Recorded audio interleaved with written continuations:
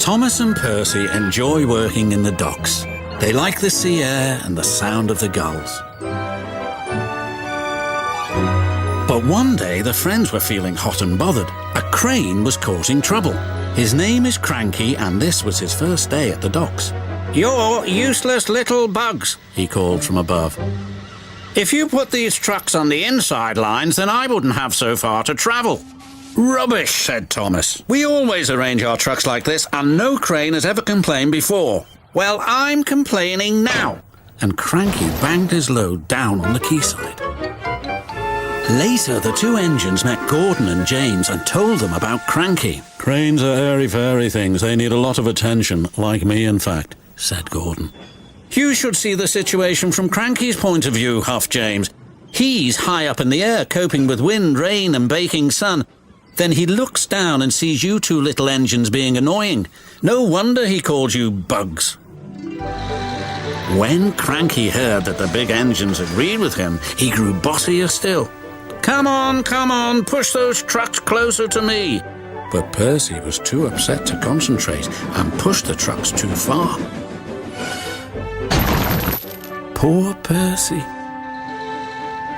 Then, Cranky played a trick on Thomas. "Push your trucks onto the outside line. It's easier for me to load up."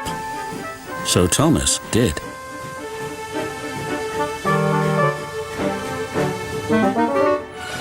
But Cranky left the loads beside the trucks, not in them. "You must have known my arm can't reach you there," complained Cranky. This mix-up caused confusion and delay. The Fat Controller was most upset. "Thomas and Percy, this new crane has an important job to do. I have heard that you have not been helping him today. You will go to your sheds and consider how you will improve yourselves tomorrow."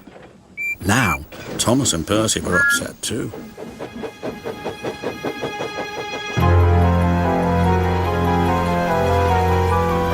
That evening, a big storm raged across the island.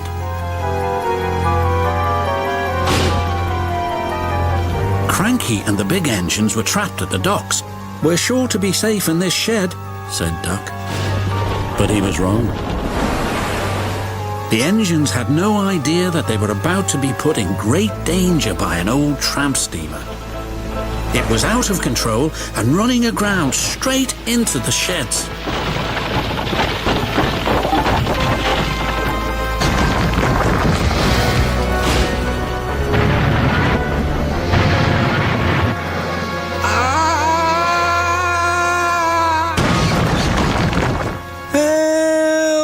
Called the engines from inside the shed. "I can't," called Cranky pathetically.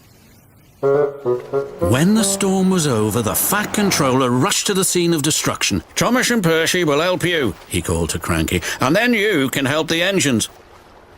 "Oh, please, hurry," cried Cranky, "and tell them I'm sorry I was rude to them." "So it was you," murmured the Fat Controller. "I owe those engines an apology."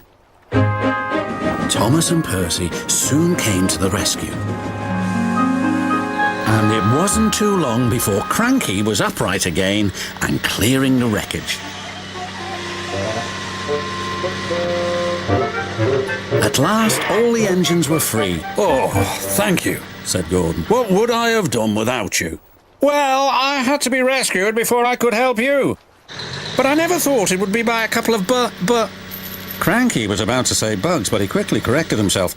"Small engines, thank you. I'll never be rude again. However, you two mites are in my way, so move over."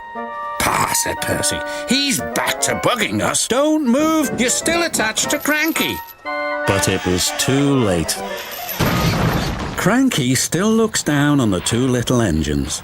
But ever since that stormy night, he never calls them bugs or mites because he knows they may bite back.